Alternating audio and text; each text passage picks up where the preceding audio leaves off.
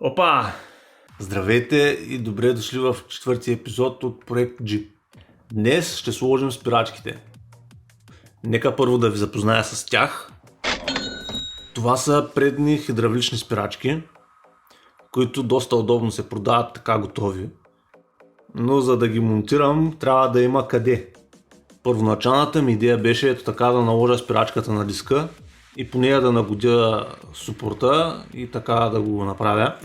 Но това се оказа малко по-трудно, отколкото си го представях. И реших да го направя както с моя реда на нещата.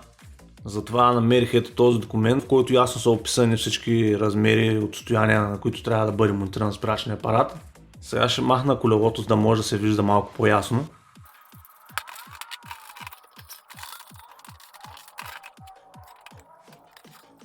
И така, водейки се от размерите в този документ, изработих ето този супорт. Но нека вземем първо хоризонталният размер. –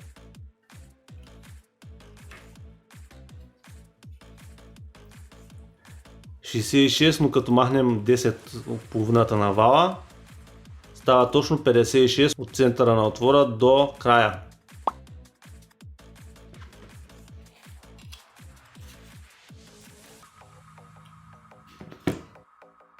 68,5 плюс 2 пъти по 3, защото отворите са по 6 мм. 74,5. Малко бяга размера, ама това са ми възможностите.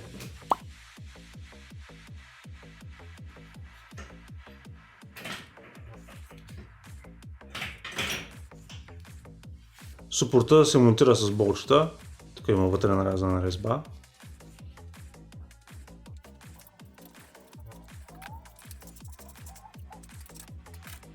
Така, ето да вземем този размер сега.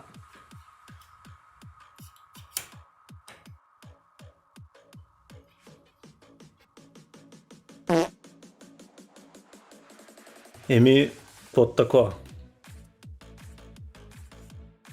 А за да получа този хоризонталния размер, трябваше да оставя от едната страна 3 мм, от другата 1, но това LCD-то не ми позволи да го направя и реших да оставя по 2 от двете. А пък и апарата може да се регулира, така че трябва да е наред.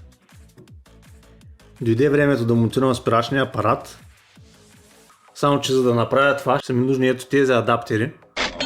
Понеже моят диск е 180 мм, а супорта, който изработих, е за диск 160 мм.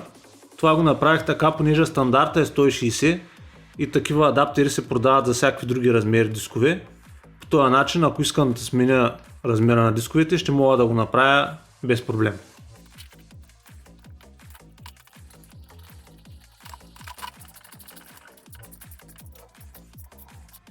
Апаратът е монтиран и нека да видим дали колелото се върти.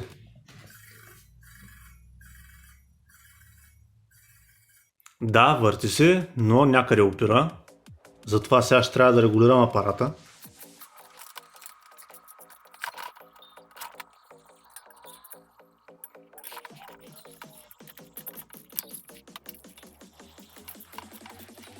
Апаратът е регулиран, нека да чуем сега. Колелото се върти свободно.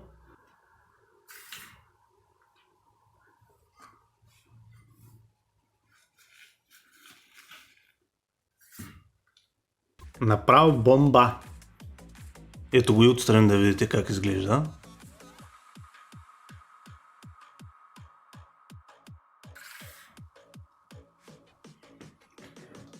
Монтирах и лявата спирачка и сега трябва да монтирам летвичките, за които съм използвал стандартния отвор за монтаж. Завързал съм парче кръгла тръба, като те се влизат ето така. И само трябва да ги затегна. И лостчетата са поставени.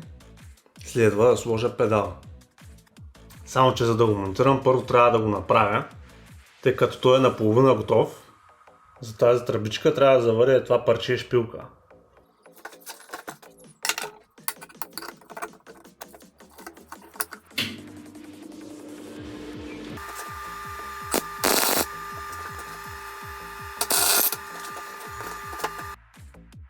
И педалчето е готово.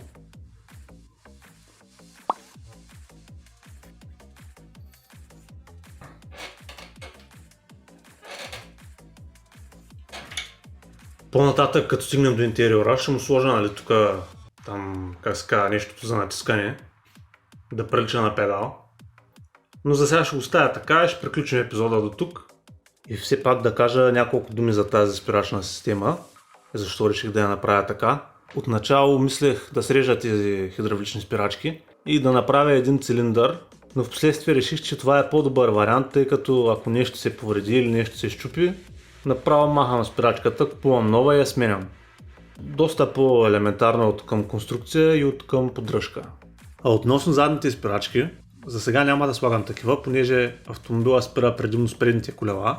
За задните колела планирам да използвам двигателя като спирачка, като го превърна в генератор, но за това ще говоря повече, като стигнем до там.